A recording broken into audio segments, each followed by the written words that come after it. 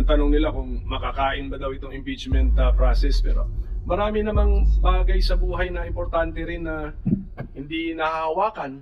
Tulad ng hustisya. Ang hustisya, hindi nga natin makita yan, hindi natin mahawakan niya, pero napakahalagang bagay po sa buhay ng tao. Hinihikayat ko ang aking mga kapwa lingkod bayan na bigyang prioridad ang pagkakaisa, katatagan ng ating institusyon at kapakanan ng sambayan ng Pilipino. Maraming salamat po. My motion stands. I am for dismissal of the impeachment case. Unang-una na po ang aking BFF. I love you, pare. Alam kong may kinakaharap tayong seryosong krisis pampolitika. Tagapangulong Pinunong Kukom. Mga mahal kong Kukom, alam ko po na napakainit at napakamabigat ang hangin dito sa ating bulwagan. Punong-puno ng tensyon, palaisipan, pero habang abala po tayo sa politika, maraming mahalagang panukala ang hindi nabibigyan ng pansin. Mga panukalang batas na hindi tungkol sa kapangyarihan, kundi tungkol sa buhay, sa sakit, sa gutom, sa karapatan ng manggagawa. Tulad na lamang po ng medical cannabis bill. Hindi po ito usaping droga. Ito'y usaping dignidad.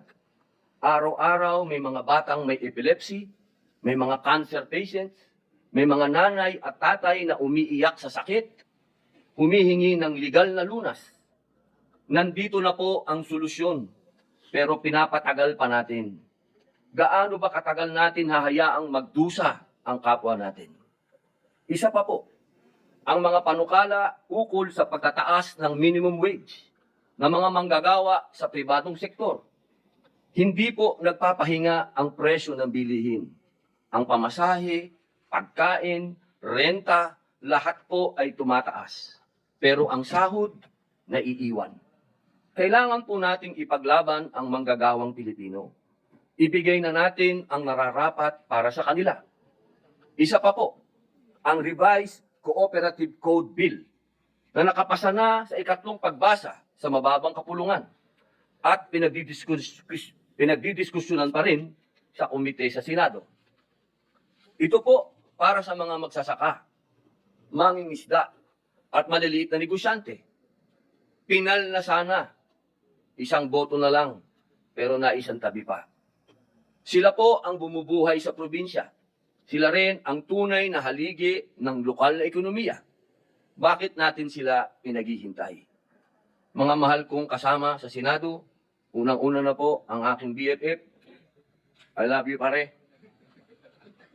Alam kong may kinakaharap tayong seryosong krisis pampolitika. Pero hindi po dahilan yon para kalimutan ang tunay na trabaho natin, ang maglingkod sa bayan. Ang hustisya pwedeng isabay sa serbisyo, hindi kailangang mamili.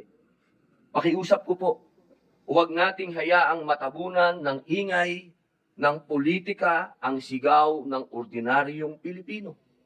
Habang pinagdidibatihan natin ang impeachment, may mga kababayang tayong inihintay ang gamot, dagdag sahod at ng pag-asa. Bawat araw ng delay, may nawawalan ng lakas ng loob. Bawat hindi pagtutok, may Pilipinong nawawala ang tiwala. Ilan lamang ito sa mga panukalang batas na naantala dahil sa usapin ng impeachment. Ito po ang panawagan ko bilang inyong kasama. Tulungan natin ang mga panukalang tunay na may silbi. Panahon na po para pakinggan ng bayan. Naniniwala po ako na ang pag-usad ng impeachment ay hindi makabubuti sa ating bayan. Ang ganitong hakbang ay hindi lamang nagbubunsod ng lalong pagkakahati-hati ng ating sambayanan, kung hindi isa ring sagabal sa patuloy na pagganap ng ating mga tungkulin legislatura, lalo na po sa Senado. Sa halip na ituon natin ang ating oras, talino at lakas sa mga panukalang batas at programang makatutulong sa pagbangon ng ating ekonomiya at kapakanan ng mamamayan, tayo'y nalilihis sa usaping hindi agarang dapat kinakasunan. Napapabalita pa nga na bumagsak po ang ating net foreign direct investment inflows ng bansa mula Marso ngayong taon dahil sa political instability. Pati na rin po ang ating turismo sa bansa. Mula Enero hanggang Abril itong taon, ang dami ng dumarating na turista sa bansa ay bumaba ng 0.82% kumpara noong nakaraang taon. Lahat po ito political instability. Mga mahal kong kasama, ang impeachment na ito ay napakarami ding chismis, napakaraming iskandalo ng tungkol sa bayaran, sa alok, ng kung ano-ano. Dahil po dito, muli po, inihikayat ko ang aking mga kapwa lingkod bayan na bigyang prioridad ang pagkakaisa, katatagan ng ating institusyon, at kapakanan ng sambayan ng Pilipino. Maraming salamat po.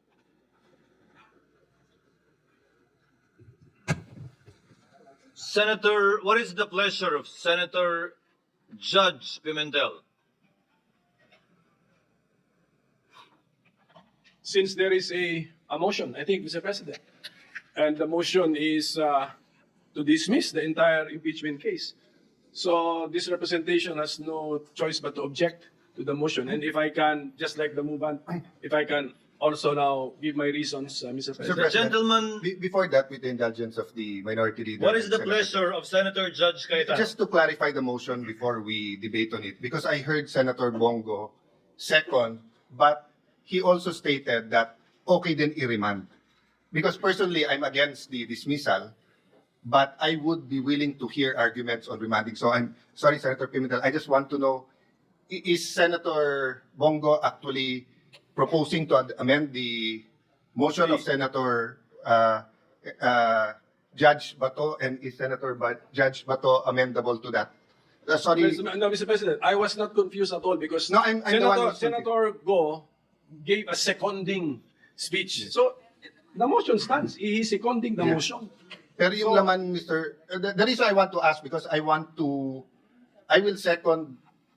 object with Senator Pimentel kung dismissal, but I will listen to the arguments kung remanding to the, no. So may I ask, With the Senator, with permission your of the permission? Senator Judges to have the floor, may we hear from the principal movement? Senator Bato is recognized. Mr. President, my motion stands. I am for dismissal of the impeachment case, and I don't know if I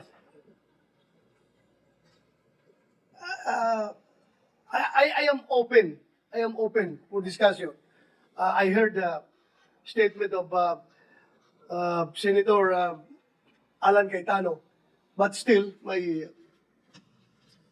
have already filed the motion, Okay, Mr. so, President. Mr. President, so let me continue now. I made my objection, and if I be allowed, just like the movement to or gave reasons, if the the objecting part judge can also give his reasons, Mr. President.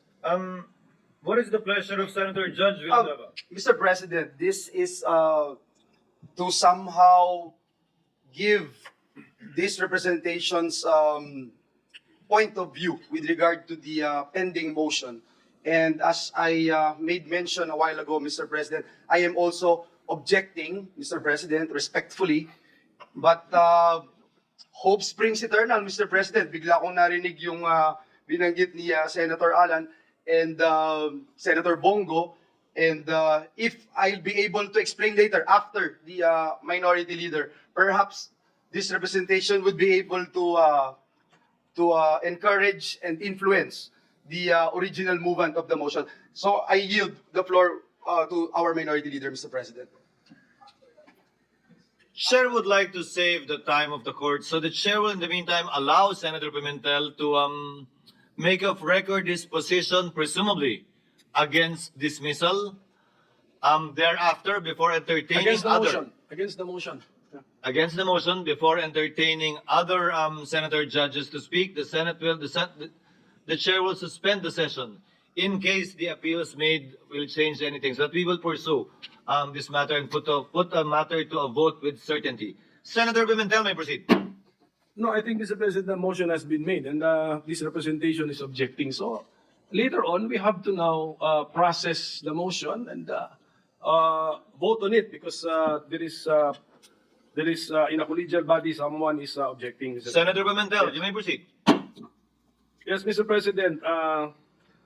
I will not address the political statements of the movement and the seconding parties, Mr. President. Ang tanong nila kung makakain ba daw itong impeachment process, pero marami namang bagay sa buhay na importante rin na hindi nahahawakan.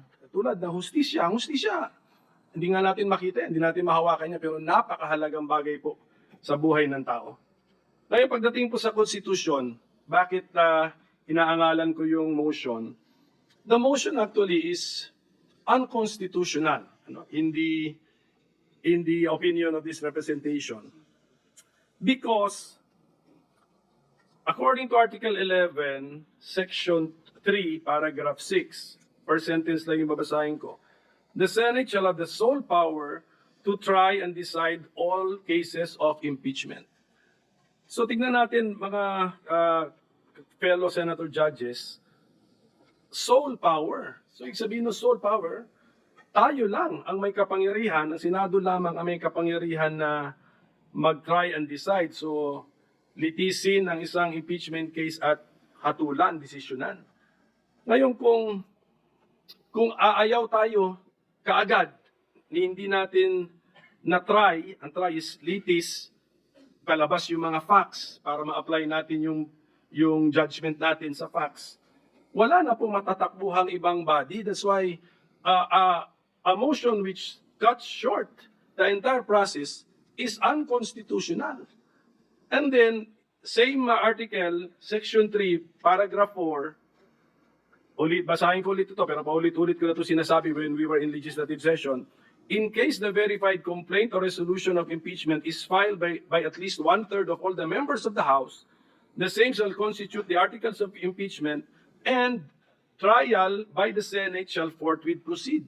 I believe, and I think I'm correct, that the impeachment case against the Vice President falls exactly under the facts assumed in paragraph 4.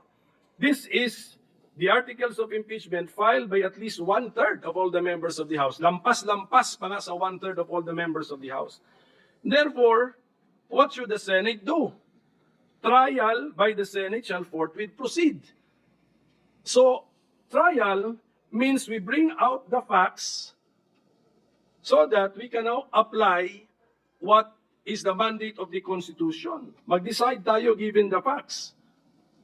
Should that impeached official continue to remain in office or should that impeached official be removed from office? High-ranking government official.